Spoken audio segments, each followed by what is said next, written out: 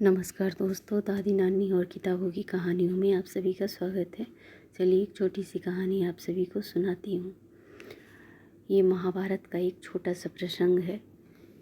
एक महात्मा कश्यप पेड़ के नीचे तपस्या कर रहे थे और ऊपर एक चिड़िया, मतलब पहले से चिड़िया थी, वो चिड़िया बीट कर दिया और उनके सर से नीचे आया और वो गुस्से में ऊपर की ओर देखे, उस चिड़िया को ऊपर गुर्रा कर देखे और वो चिड़िया भस्म हो गई। अब तो इनको ऐसा हो लगने लगा कि मेरी तपस्या जो है पूरी हो गई, और एक गांव में गए और वहाँ एक घर के पास रुके और बोले कि भिक्षाम देही। तो एक घर की जो महिला थी वो निकली, तो बोली कि ठीक है बाबा, 1 मिनट रुकिए, मैं आपके लिए लेकर आती हूँ कुछ खाने पीने का। और अंदर गई तो दूसरे दरवाजे से उसके पति घर में आ गए थे और वो पतिव्रता स्त्री थी। तो अपने पति को बैठाने लगी, पानी वगैरह दी। उसके बाद बोली कि दरवाजे पे एक महात्मा जी आए हैं प्रभु, आप क्या बोलते हैं, उनको कुछ मैं दे दूँ? तो बोले कि अरे हाँ हाँ, पहले उनको देना चाहिए था, जाइए दीजिए उनको। तो फल फूल खाने का सामान सब लेकर के, खाने पीने का जो था सब लेकर गई। तो महात्मा जी तो गुस्से में आ गए कि इतने देर से मैं खड़ा हूँ और इतना टाइम लगा देने में। तो बोली कि हाँ, मेरे पति आ गए, जो अपना बात था बताई कि मैं पतिव्रता स्त्री हूँ, उस दरवाजे से मेरे पति आए, तो पहले मैं बाहर से आए तो उनको पानी दूंगी, उसके बाद मैं उनसे आज्ञा लेकर तो आपको ये फल और खाने का देने आई हूँ। तो पूरा गुस्से में थे। तो बोले कि अरे हाँ हाँ, ऐसा नहीं, उस पेड़ की बगुली और चिड़िया मैं नहीं हूँ, मैं एक पतिव्रता स्त्री हूँ। तो इनको बहुत हैरानी हो गया, मेरे तरफ देखिएगा तो ऐसा नहीं कि वो चिड़िया जैसे भस्म हो गई वैसे मैं भस्म हो जाऊंगी। तो इनको तो बहुत हैरानी हुआ कि उस चिड़िया के बारे में तो किसी को पता है नहीं, वो तो हम देखे और वो भस्म हुई, ये तो बात सिर्फ हम जानते हैं। तो बोले कि तुम कौन हो माते? तो बोली कि मैं एक पतिव्रता स्त्री हूँ और मैं इस घर में बैठे बैठे ही तीनों लोगों का दर्शन करती हूँ।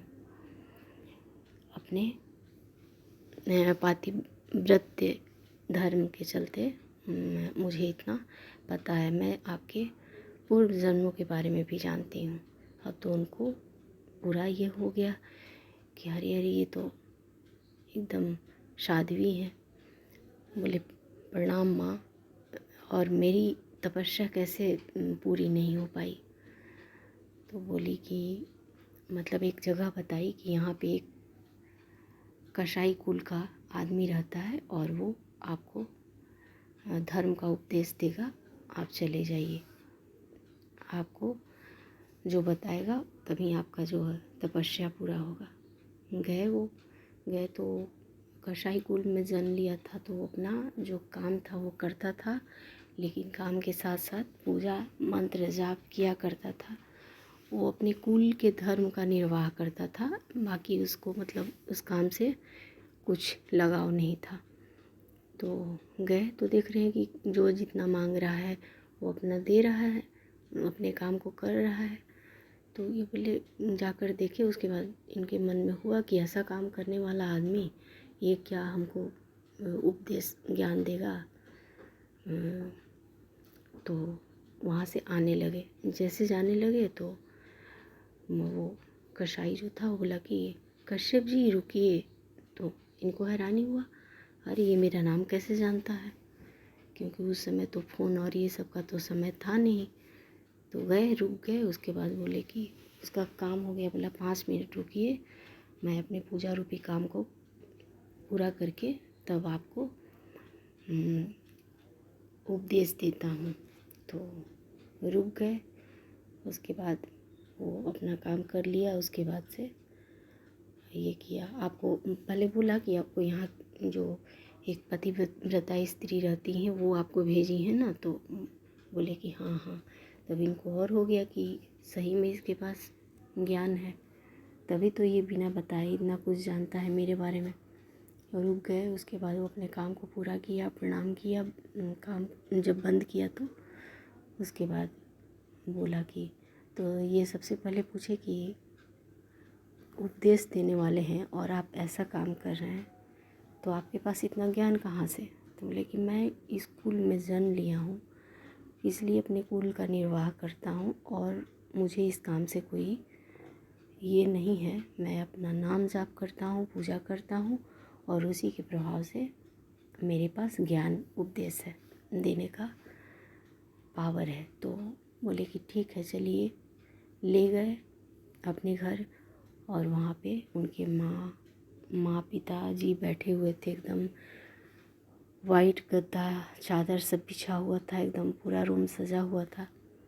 वहाँ पे जो कसाई के माता पिता थे वहाँ बैठे हुए थे। जाकर के मिलवाए कि मैं जो उस वहाँ से कमाता हूँ उस पैसे से इन भगवान का सेवा करता हूँ और उसके बाद ही कोई काम करता हूँ और काम के साथ साथ नाम जाप करता हूँ और अपने कर्म को पूजा समझ के करता हूँ, इसी से मुझे इतना ज्ञान है। तो मेरे पास कैसे नहीं ज्ञान हुआ ये पूछे, कश्यप जी पूछे। बोले कि आप अपने माँ बाप का अवहेलना करके, बूढ़े माँ बाप को छोड़कर और आप अपने पूजा कर्म में, मतलब कि हमको सिद्धि मिले और मैं सिद्ध पुरुष बन जाऊं, तपस्या में लग गए। इस वजह से आपकी पूजा जो है और सिद्धि सफल नहीं हो पाई है। उनको ज्ञान मिल गया उस माता पिता को प्रणाम करके और ये अपने माता पिता के पास चले आए। जब माता पिता की सेवा पूरी हो जाती है तब जा कर के इनको खुद से खुद जो ज्ञान चाहिए था खुद से खुद मिल जाएगा। तो ये अपना चले आए। ये छोटी सी कहानी आप सभी को कैसी लगी?